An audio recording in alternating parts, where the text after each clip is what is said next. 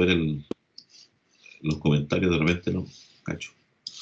Ya, ese es el diseño descendente.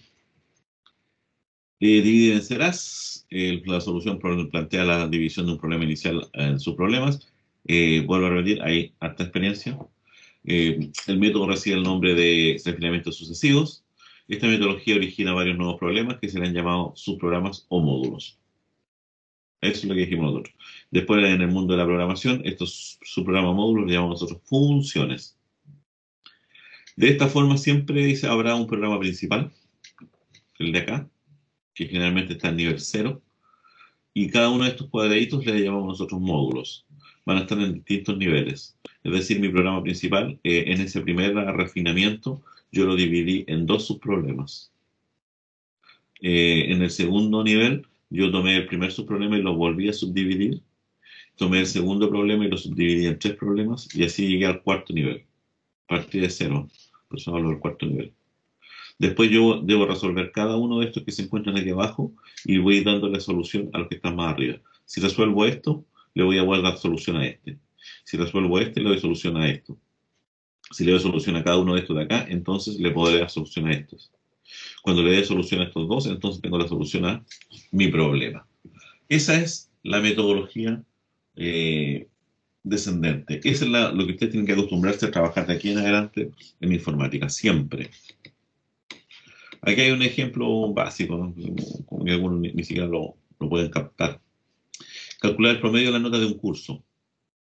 Por ejemplo, ¿cuál es mi tarea? Calcular el promedio. Perfecto. Pero eso, si yo me doy cuenta, recuerden que la fórmula para calcular el promedio, ¿cuál es? Se dan cuenta que ahí entramos a estudiar un poco el cálculo del promedio, ya. Pero eso tiene 3 tareas. Tiene 3 tareas iniciales. Primero, obtener las notas. Esa es una tarea, aunque ustedes no la crean. O sea, alguien va a tener que especializarse en capturar solamente los datos. Captura de datos. Y aquí queda claro impreso que generalmente el primer refinamiento sucesivo que uno hace es este que está acá. Analizo los datos de entrada, los proceso y muestro datos de salida, que es lo que siempre le he dicho yo. Analizar datos de entrada, analizar lo que quiero, que es dato de salida, y cómo transformo esos datos de entrada en datos de salida. Eso está escrito acá. Debería de alguna forma obtener las notas de la clase, debería de alguna forma calcular la media, que es la pega que me tienen que hacer, ojo, pero para poder calcular la media necesito tener las notas, porque ¿sobre qué voy a calcular la media? Son problemas distintos, si ustedes se dan cuenta. Obtener las notas no es el mismo problema del cálculo de la media. Para la media necesito tener respuesta acá. Y después que tenga claro esto, debo imprimir el resultado. Obviamente, para poder imprimir el resultado es porque antes calculé la media y porque antes se obtuvieron las notas. Ya, obtengo las notas. El cálculo de la media lo puedo subdividir en 2 niveles, en 2 subniveles. Aquí recordamos la fórmula. La fórmula es sumar todas las notas primero, y una vez que las tengo todas sumadas, las puedo dividir por la cantidad de notas. Son 2 etapas distintas. Sumo todas y después el otro problema es dividirlas. Obviamente son problemitas súper chicos. Una vez que he podido sumar las notas y he podido dividir, entonces he podido darle respuesta a esto que está acá. Si le di respuesta a esto es porque ya tenía esto de acá, entonces puedo darle respuesta a imprimir el resultado. Y si ya obtuve las notas, calculé la media e imprimí el resultado, es porque le di respuesta al problema que a mí me estaban planteando. Así de simple. O sea, todas las cosas siempre las debo pensar yo en subproblemas. Cuesta al comienzo, cuesta mucho, se los digo al tiro, pero hagan el esfuerzo de cada vez que ustedes se enfrenten a un problema, traten de subdividirlo. Y estoy hablando de aquí, estamos hablando de problemas de matemática, de física, de química, de lo que ustedes quieran. Estoy en ese sentido conversando con ustedes. Cualquier problema. Aquí hay otro, este lo saqué de un libro español. Ellos hablan de cambiar una bombilla. Es decir, cambiar una ampolleta. Quiero cambiar una ampolleta con un robot doméstico. ¿Qué es lo que debo hacer para cambiar una ampolleta? Aunque ustedes lo vean ridículo acá, pero eso es lo que debería hacer. Imagínense que es un robot doméstico, pero en el fondo es lo que yo debería hacer siempre. Para poder cambiar una ampolleta, ¿qué debo hacer? Primero sacar la que está quemada y después colocar la nueva, ¿no? Tan simple como eso. Es lo que estuvieron tratando de hacer con Philip, de ir escribiendo las etapas. Ah, ya, pero ¿qué significa sacar una ampolleta quemada. Ah, para sacar una ampolleta quemada tengo que poner una escalera. Vamos a suponer que está en el techo. Debo situar la escalera debajo de donde está la ampolleta quemada. Perfecto. Esto está al mismo nivel, por si acaso, aquí no están dibujados al mismo nivel por tema de efecto de espacio. Pero todo esto es nivel 2, por lo tanto, todo lo que está en nivel 2 está al mismo nivel. Lo que están a distintos niveles son estos que están acá. Ese está a un nivel, está a otro nivel, todo esto está al mismo nivel, por si acaso. Sitúo la escalera debajo de la bombilla, debajo de la ampolleta, subo por la escalera hasta llegar a la ampolleta. Giro la ampolleta en sentido antihorario hasta soltarla. Punto. Obviamente ahí tendré que decirle la retiro, todo ese tipo de cosas, pero con eso vamos a suponer que estamos ok. Después, para colocar la nueva bombilla, ¿qué es lo que debo hacer? Bajé, ¿cierto? Voy, busco la nueva ampolleta ahí en la despensa. Obviamente que tiene que tener la misma potencia que la fundida, ese es el ideal. Debería subir nuevamente por la escalera, porque si aquí bajé, debería subir nuevamente. Enroscar la bombilla nueva en sentido horario, hasta que quede apretada. De ahí bajar la escalera, aquí el tipo bajó después la escalera. Se supone que en teoría, si yo analizo esto, el tipo llevaba ya la respuesta, la ampolleta para cambiarla. Llevaba varias. Después de eso, comprobar que la ampolleta funcione. ¿Se dan cuenta cómo puedo yo cualquier problema lo puedo ir descomponiendo en sus problemas? El problema es hasta ahora aquí situar la escalera con la bombilla fundida, subir, ¿cierto? Subir por la escalera. Ya, pero ¿con qué pie? Ah, voy de uno en uno. ¿Cuánto? O sea, puedo yo ser tan fino que podría ocurrir que no termine nunca. Y esa es una de las características de un algoritmo, dice que tiene que tener fin. Yo podría ponerme tan, girar la bombilla. ¿Cuándo? Entonces, necesito saber que hay tareas que efectivamente yo ya no las puedo seguir subdividiendo porque entraría a, a cosas tan pequeñas que lo único que van a hacer ahora es todo lo contrario, entorpecer la solución y no darle claridad a la solución. Pero, vuelvo a repetir, ¿quién me dice hasta dónde llegar? Es la experiencia que tiene la misma persona en la solución de problemas. Mientras más experiencia tiene, menos niveles va a necesitar. Esa es la moraleja de todo esto. Ya, eso es con respecto a la metodología que vamos a utilizar. ¿Cómo se llama la metodología? Diseño descendente. ¿En qué consiste? En dividir los problemas en sus problemas. Eso es lo que vamos a hacer de aquí en adelante y a ustedes no se les puede olvidar. Ya. Otra cosa importante a reconocer. Esto lo vamos a mencionar rápidamente para llegar al algoritmo. Tipos de datos. ¿Qué son los tipos de datos? Los tipos de datos corresponden, entre comillas, a algo que nosotros manejamos en matemática y que a veces llamamos conjuntos numéricos. Nosotros todos los tipos de datos son conjuntos numéricos generalmente, pero en informática hay otros tipos de datos más que yo puedo considerar. Dice, todos los datos tienen un tipo asociado a ellos. Cualquier dato que yo les diga, el nombre de una persona es un dato, el resultado de la carrera de ayer es un dato, no sé, pues, la edad de una persona es un dato. Esos son datos. Ahora, cada dato yo le debo asociar un tipo de dato. Y eso es lo importante. Y en los tipos de datos que nosotros conocemos en informática, vamos a hablar de dos tipos de grandes de datos. Los simples y los estructurados. De los estructurados, solamente les voy a mencionar que nosotros vamos a trabajar con listas, que serían arreglos, entre comillas, y con archivos. Vamos a dejar los registros y los punteros para estructura de datos. Ya, esos son los más complejos, pero esos son estructurados, son definidos por el usuario, vamos a definir un montón de cosas.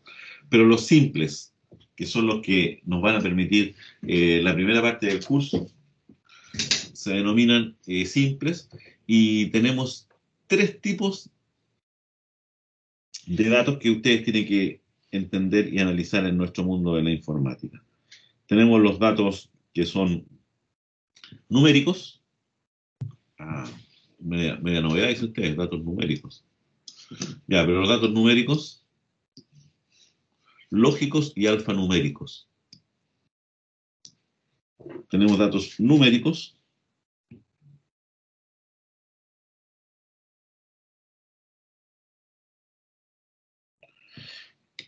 tenemos datos lógicos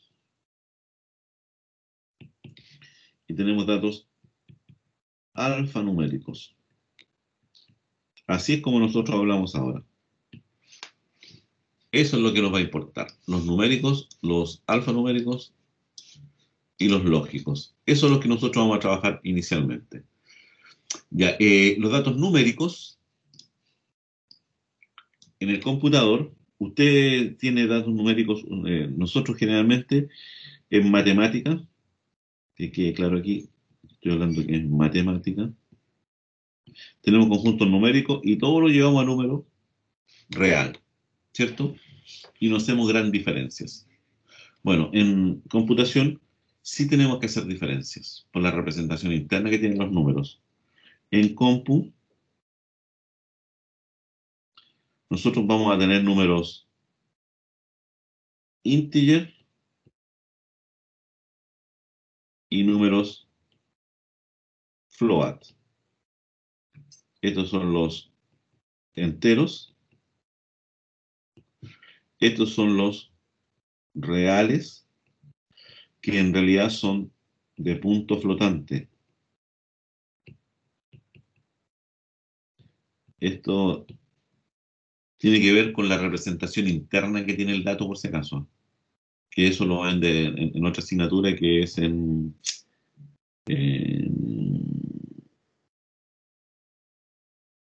programación, ¿cómo se llama la otra asignatura? Siempre se me olvida el nombre de esa asignatura.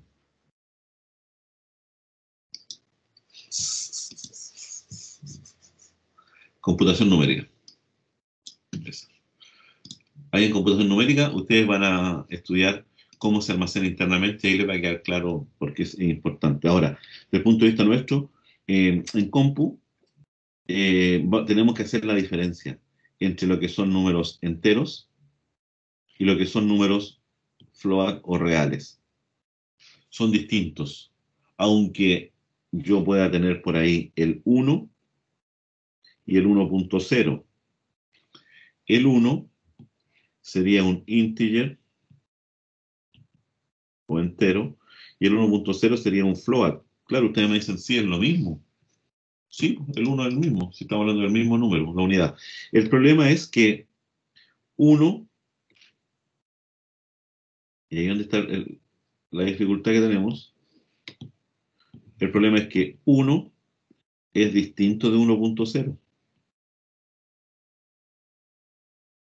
¿Por qué?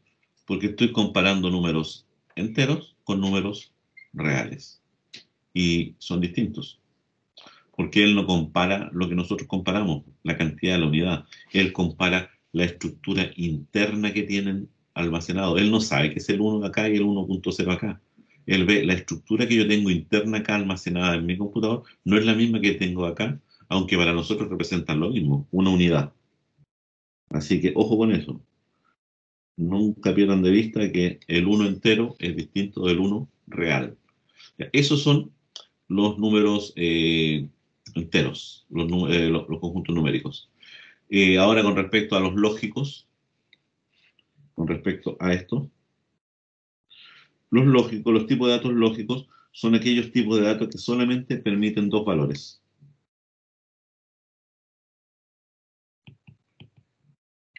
Solo permiten dos valores. Son los valores de verdad. En informática, true o false. Ese es un tipo de dato lógico, también llamado booleano, por si acaso. Tipo de dato booleano solamente permite dos valores, verdadero o falso, true and false. Después vamos a ver por qué son importantes. Se pueden simular un montón de cosas. Y los alfanuméricos corresponden a caracteres. Acá también, nota. Voy a poner el 1 así. Es un carácter, es decir, corresponde solo al dibujo del número. Eso es lo que corresponde a eso. Vamos a hacer la diferencia entre los tres, no se preocupen. Por lo tanto, ahora vamos a poder decir claramente que 1 es distinto de 1.0 y es distinto de 1.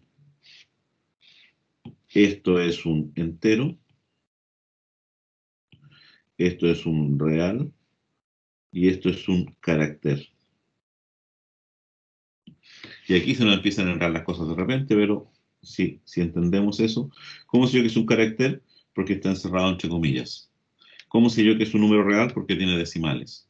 ¿Cómo sé yo que es un número entero? Porque no tiene decimales. Y ahí tenemos todas las combinaciones posibles. Y ya, esos son los tipos de datos simples que nosotros vamos a mencionar. Ah, se me había olvidado mencionar. Y para hacerla más cortita, eh, los alfanuméricos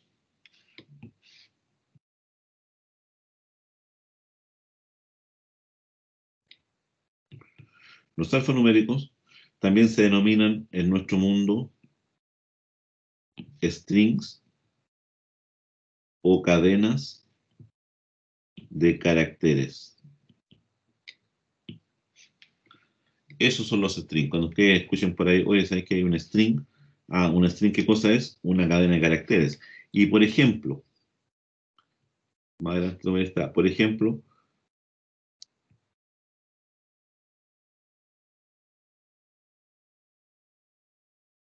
si yo lo noto así, lo delimito, entonces lo que estoy indicando con eso es que esto es un string, es decir, un conjunto de caracteres.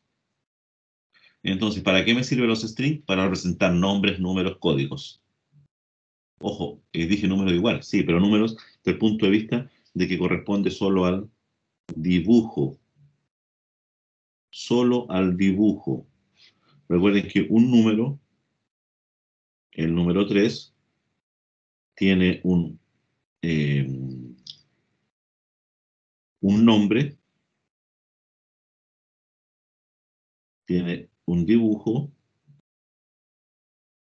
y tiene un concepto, ¿cómo le podemos decir? Una interpretación.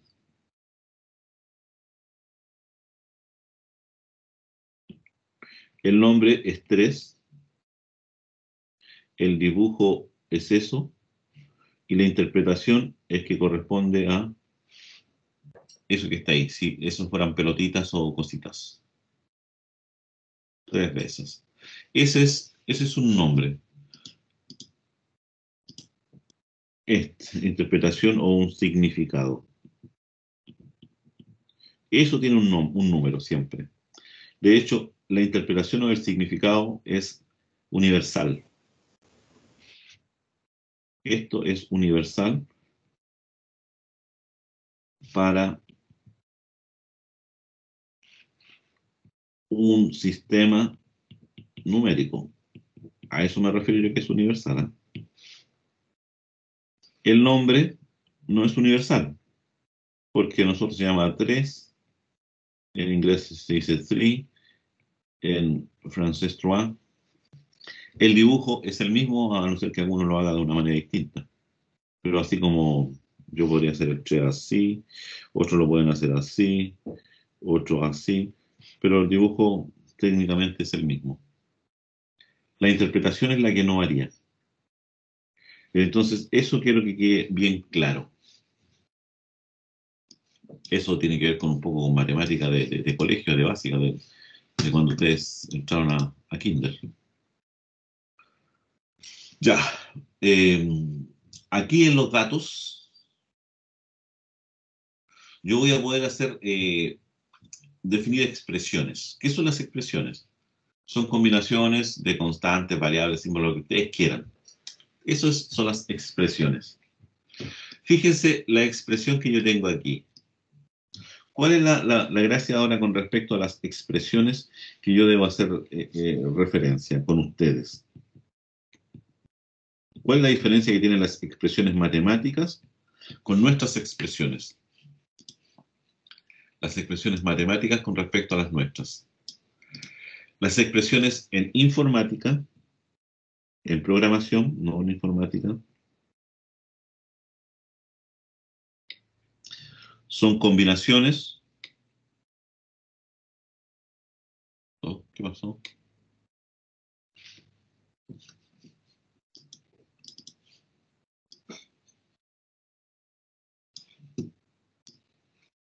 ¿Me están escuchando, no? Sí, profe. ¿Qué le pasó a mi pantalla atrás? ¿Se dan cuenta que desapareció todo lo que está atrás? ¿Captaron o no? ¿Y están viendo la pantalla o no? Sí. Sí, profe. Que no me parece ni siquiera que estamos viendo la pantalla acá. Oh, raro.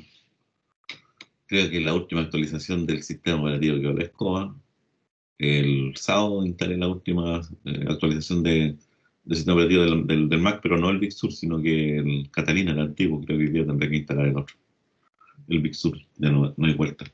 Y además actualicé el sistema operativo el iPad OS, el sistema operativo del iPad, y no sé, uno me está dando problemas. Uno está dando la hora. Ya, en programación, las expresiones.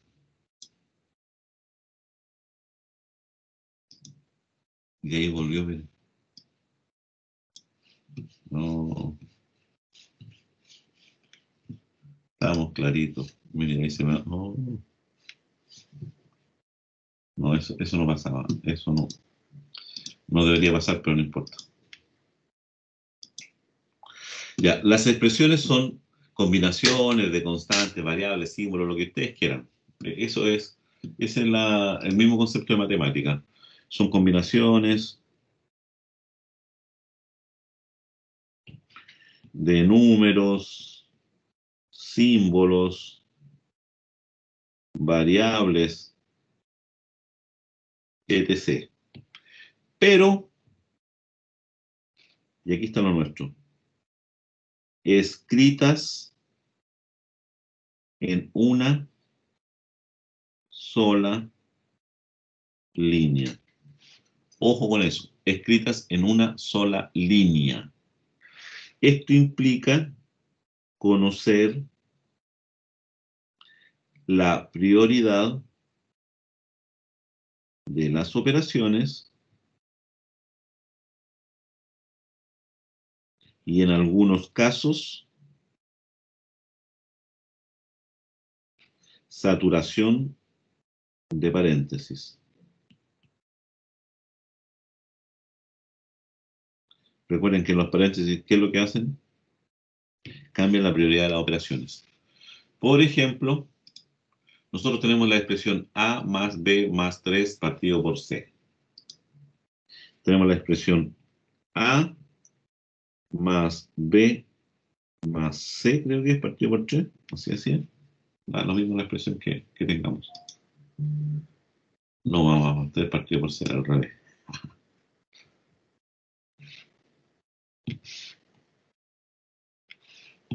Más 3 partido por C.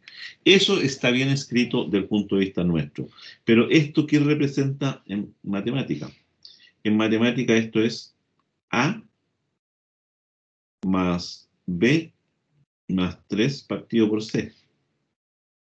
Esto yo no lo puedo escribir así ahora en el computador. Esto no se puede. Tengo que sí o sí transformarlo y llevarlo a líneas como esa. No lo puedo escribir así. ¿Por qué? Porque las líneas de código, los editores no me permiten hacer esos dibujos. Recuerden que aquí, ¿qué lo estoy indicando? Oye, prioridad de operaciones. Esta es la última operación que vamos a hacer. Primero tienes que hacer esto. Pero para hacer esto, primero tienes que hacer esto de acá.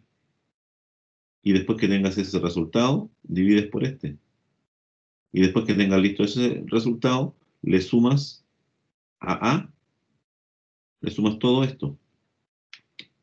Eso es lo que hago yo mentalmente. Y para poder explicar esto, lo hago de esta forma. Ojo, el computador sí maneja prioridad de expresiones, prioridad de operaciones, ¿no? Y la prioridad de operaciones, recuerden que la suma y la resta son las últimas que se hacen, la multiplicación y la división son las primeras, y además tengo claro que Si hay operaciones que sean de igual prioridad, se desarrollan de izquierda a derecha. Eso es lo que vamos a tener que repasar rápidamente. Por ejemplo, si yo tengo una expresión matemática, una cosa así como A más 3 partido por 4, todo esto multiplicado por... no hay paréntesis. Todo esto multiplicado por 5 más A multiplicado por 2 partido por 3 más B. Una expresión como esa, o sea, inventé una expresión nomás. Esta expresión tengo que transformarla ahora, que es una expresión matemática correcta. Esta expresión matemática, tengo que escribirla ahora como una expresión de programación. ¿Qué es lo primero que tengo que tener claro? Que aquí hay un signo más, ¿cierto? Tengo claro que aquí hay una división. Por lo tanto, yo debo ir pensándolo y la tengo que escribir toda en una misma línea. Por lo tanto, esto es A más 3 y esto dividido por 4. Aquí no necesito nada más que poner por 5. ¿Por qué? Porque son expresiones, la primera operación me dice que se van a desarrollar la división y después la multiplicación están al mismo nivel, así que estamos ok. Pero después viene el más. Después viene A multiplicado por 2 y esto dividido por 3 más B. Si yo lo escribo así, está correcto. ¿Le podría poner más paréntesis? Sí, si ustedes quisieran. Si quisieran hablar lo que dijimos, la sobresaturación de paréntesis, sí. A veces es mejor. A veces por claridad de la expresión. Por ejemplo, ¿qué sería recomendable a lo mejor? Poner aquí 8 paréntesis. Y los únicos paréntesis que se pueden poner son paréntesis redondos. No existen los paréntesis cuadrados en las expresiones en informática. Eso que está ahí podría estar correcto. Esto que está aquí, le estoy agregando, no estoy rompiendo nada. Podría poner otro paréntesis acá y otro paréntesis acá. Y van a funcionar igual. La única gracia es que estoy ahí dejando bien en claro cuáles son los paréntesis que yo creo para que se parezca a la expresión que está acá. Pero esa expresión es una expresión válida en programación. Así es como vamos a escribir las expresiones. A veces tenemos muchos problemas con los paréntesis, ¿eh? Y ahí nos cuesta.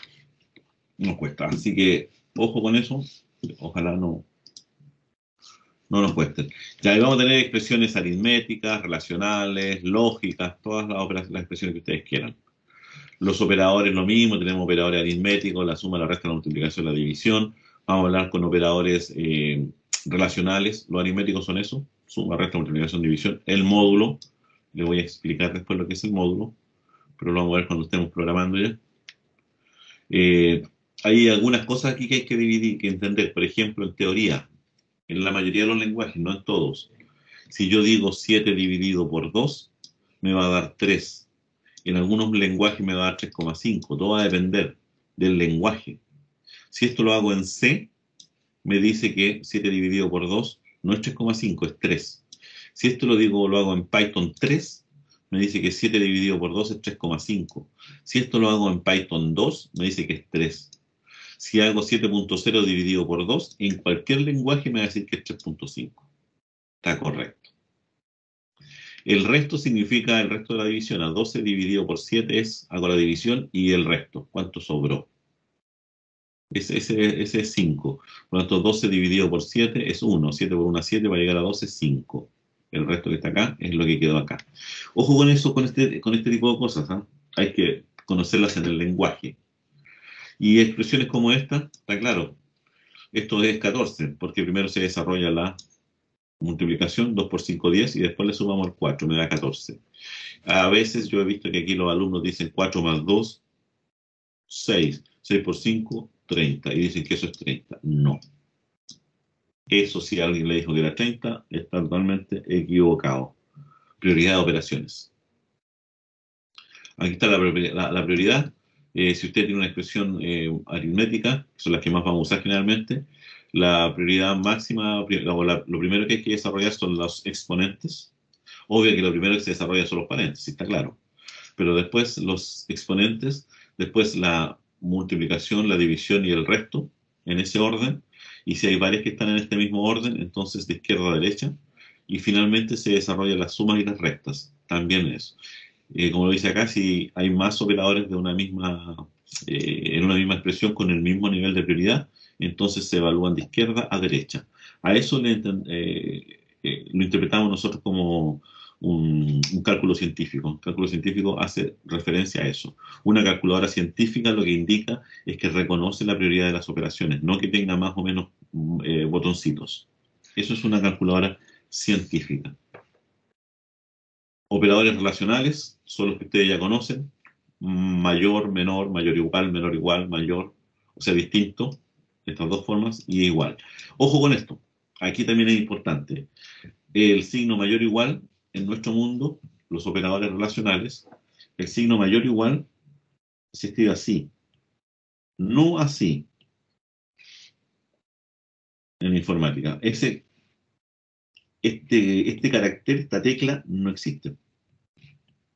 Por lo tanto, yo debo escribir estas dos teclas, la tecla mayor y la tecla igual. Si yo quiero escribir distinto, este símbolo tampoco está en una tecla. Eso yo lo digo de esa forma. También en algunos libros por ahí aparece una cosa así, pero eso es lo menos usual. Este es lo más usual para indicar que una cosa es distinto. Ojo, estoy hablando de operadores relacionales, es decir, preguntar. Cuando hablo de relacionales estoy indicando, por ejemplo, 3 menor que 5. Eso es relacional, es una pregunta. 3 es menor que 5, sí, esto es verdadero. Por lo tanto, como es verdadero, y dijimos nosotros que en informática ahora el verdadero es true, es T, true. Esa es la idea. También tenemos el signo de igualdad. La igualdad para nosotros, esa igualdad para nosotros son dos signos iguales, seguidos. Eso pregunta si 3 es igual a 3. Esa es la pregunta, 3 es igual a 3. Se escribe con dos signos iguales, no con uno. Eso que quede claro. Porque un signo igual lo vamos a usar para otra cosa que es más importante todavía en el mundo de la programación. Y ahí están los datos. Es para hacer preguntas como esa.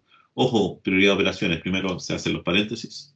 A más B, 10 más B, 10 más 20, 30. 30 es mayor que C, 30 es mayor que 30, falso, porque son iguales. A esto le damos nosotros false y este es true. Aquí hay otras operaciones que nos vamos a ver. Los operadores lógicos, ya lo conocen ustedes, el I, el O y la negación. En Python se habla, o en la mayoría de los lenguajes se habla de un AND, de un OR o de un NOT. Esa es la negación. En lenguajes ya más científicos, como el C, el AND se reconoce porque son dos ampersand, el OR se reconoce porque son dos pipe, y el NOT se reconoce porque es el signo de exclamación. Y ahí tenemos las tablas tablas de verdad, que se supone que ustedes la vieron en matemática ya, ¿cierto? Verdadero y verdadero, verdadero, verdadero y falso, falso, falso y falso, falso y verdadero, falso, falso y falso, falso. El O, verdadero o verdadero, verdadero, verdadero o falso, verdadero, falso o verdadero, verdadero, falso, falso, falso. Y el NOT es todo lo contrario. Verdadero, el NOT de verdadero es falso, el NOT de falso es verdadero. Ya, esos son los operadores. ¿Cuál es la prioridad? Generalmente NOT and OR. Y por lo tanto ahora establecemos esta prioridad de operaciones. Fíjense que los operadores relacionales y el O son los de menor prioridad con respecto a la suma y la resta, que habíamos dicho que eran los de mayor prioridad. Pero no importa. Cuando tengamos dudas, metan paréntesis. Esa es la moraleja. Ante la duda, pongan paréntesis. Ya, eso es lo que yo quería comentar. Bueno, inicialmente, los identificadores, en el fondo los identificadores son el nombre que yo le doy a la variable. Cuando hablen por ahí, escuchen por ahí identificador, ¿qué cosa es? El nombre de una variable. Ojo, el identificador no es la variable, sino que es el nombre de la variable. Los nombres de las variables también tienen ciertas características que no las puedo yo soslayar, no puedo pasarlo. En matemáticas estamos acostumbrados nosotros a que las variables matemáticas, ¿cómo son? Son puras letras, ¿o no? En matemáticas,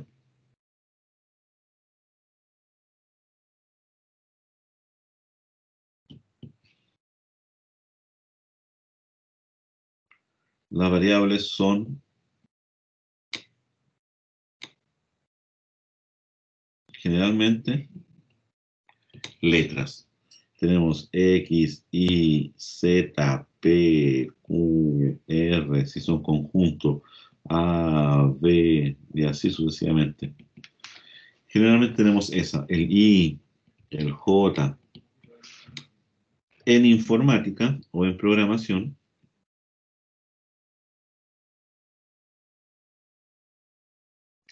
esperamos darle un nombre, que es el identificador,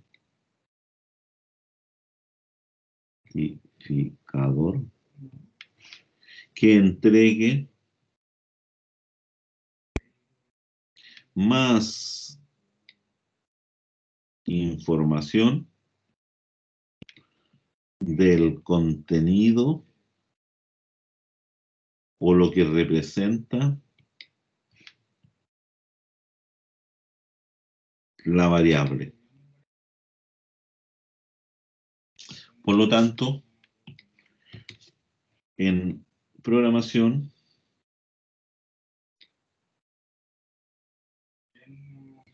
encontramos identificadores tales como, por ejemplo, nombre. Si lo que referencia es el nombre de algo. Por ejemplo, edad. Si referencia la edad de alguien. Es decir, le ponemos nombres bonitos a las variables. Eso es lo que estamos indicando nosotros. En realidad es lo que se dice variables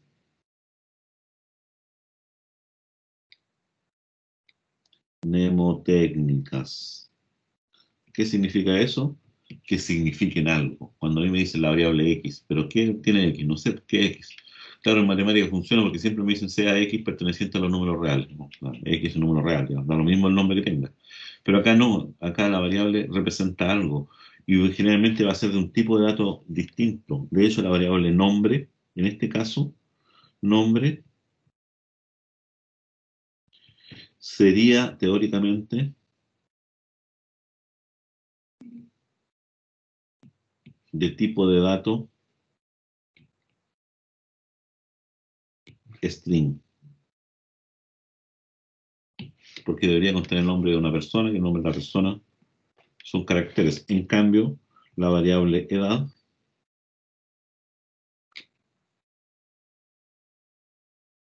teóricamente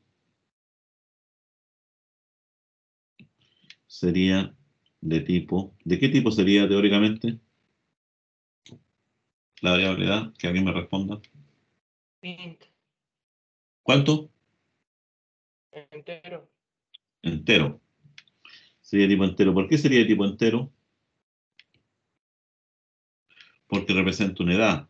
Y generalmente las edades se representan en número entero, a excepción de personas que tienen menos de un año, que ahí hay que hacer un truco, pero si estamos hablando de estudiantes, por ejemplo, ustedes, la variable entero correspondería a un tipo de dato, la variable, perdón, edad, correspondería a un tipo de dato entero, es decir, lo que va a haber dentro de esa variable son números enteros, no números reales. Ojo. Ya, eso es con respecto a los identificadores. Ahora, ¿cuáles son las reglas? Tienen reglas para nombrar estos identificadores. Primero, deben comenzar con una letra. aunque en algunos lenguajes ya no, pero seamos muy ordenaditos y dejemos esos casos particulares para otras cosas. Debe comenzar una letra, pueden ser de A a Z, mayúscula o minúscula.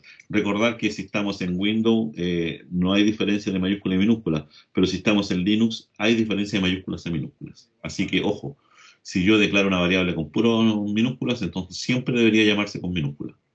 Si le pongo minúscula y después la cambio a mayúscula, el lenguaje me reconocería que es una variable distinta, porque no está escrita igual. No debe contener espacio en blanco, es decir, una variable no puede tener un espacio en blanco. Eso está claro. Es un continuo, es un string completo. Puede contener letras, dijimos ya la primera vez, puede contener dígitos, es decir, números en el nombre, y puede contener generalmente, siempre en realidad se acepta el carácter underscore, también está permitido. Y además no pueden tener una longitud mayor de 256 caracteres. Ahora, si a alguien se le ocurre ponerle a una variable un nombre de 256 caracteres seguidos sin espacio en blanco entre medio, es porque está loco. Pero el sistema sí lo permite. Ejemplos tenemos estos que están acá. Nombre, perfecto. Num-ors también está correcto. ¿Por qué? Porque aquí son puras letras y está el carácter underscore y también. ¿Para qué usamos el underscore? Para separar dos palabras generalmente. Cuando yo quiero que mi variable sea mucho más indicadora todavía y me entregue más información, puede ser, por ejemplo, yo podría inventar la variable edad bajo pasajero. Entonces está claro, esa es una variable de tipo entero, es una sola variable porque está todo unido, pero me queda claro, cuando quiero separar palabras entre comillas, quiero dar alguna idea. Puede ser edad pasajero, edad tripulante, porque a lo mejor estoy haciéndole el sistema a SpaceX para llevar a los pasajeros, ¿cierto? Y a los tripulantes a Marte. Entonces, obviamente, tanto el pasajero como el tripulante tienen edad, pero hacen referencia a distinto. Entonces, aquí yo digo, si los dos son de edad, pero uno del pasajero y el otro del tripulante. Son variables distintas, pero cuyo contenido es similar, la edad de alguien. Esa es la idea de ir jugando con esto. Ahí hablamos un tema de las constantes y las variables, que ustedes ya saben cuál es la diferencia. Cuál es una constante, es algo que no varía durante la ejecución de un programa, y qué es una constante para ustedes, por ejemplo, el número de pi es una constante, nadie la puede cambiar. Ya, pero acá cuando hablamos de nadie lo puede cambiar, en el mundo de la informática es mientras se está ejecutando mi programa, en ese caso tiene sentido hablar de una constante. No le puedo cambiar el valor a ese identificador. Si no le puedo cambiar el valor, entonces es una constante. Si le puedo cambiar el valor en la ejecución de mi programa o de mi proceso, de mi algoritmo, entonces ya no es una constante, sino que es una variable. Esa es la diferencia. Esta no tiene mucho sentido. Las variables por su contenido, lo que ya acabamos de ver, que es la definición más clara que hay.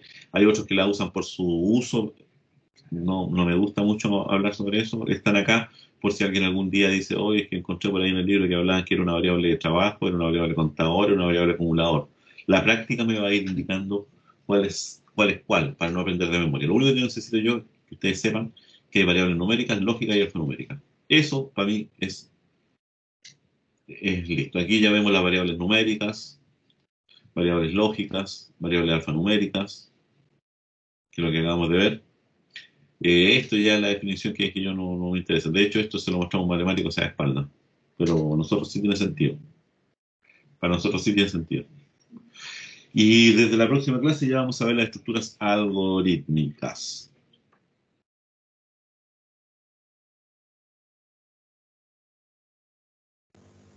Profe, ¿va a dejar alguna Ya. pizarra después o la grabación en el LMS, cierto? ¿Qué cosas? La Lo que he pizarra ido... van a quedar en el Sí, LMS. sí la puedo dejar. Lo que vimos hoy día. Ya, jóvenes, en la próxima clase, y ahí ya estaríamos listos con las estructuras, vamos a hablar de estructuras de asignación de entrada y salida, y ahí vamos a estar haciendo ya nuestras primeras interpretaciones o acercamientos al lenguaje Python. Acá. Eso es lo que vamos a ver. Después vamos a ver las estructuras condicionales y después la iterativa. Recuerden que todo programa, fíjense lo cómico de todo esto, ¿eh? Desde que llegó el hombre a la luna, Neil Armstrong, y antes de eso, hasta que Yuri Gagarin sobrevoló la Tierra por unos cuantos segundos, desde que mandamos al espacio a la perrita Laika, todo lo que ustedes quieran, los programas siempre se han construido en función de estas tres grandes estructuras algorítmicas. Todo programa se construye en términos de estas tres estructuras algorítmicas: estructura secuencial, estructura condicional y estructura iterativa. Es decir, dicho de otra manera, yo puedo entrar datos, puedo darle valores, puedo preguntar si tienen un valor o puedo repetir algo. Y en función de esas instrucciones, que en el fondo no son más que 4 o 5 instrucciones, yo puedo hacer que un cohete despegue. Esa es toda nuestra pega. Toda nuestra pega es esa. Así que se les dejo esto aquí. Voy a parar la grabación. Voy a dejarle el cuaderno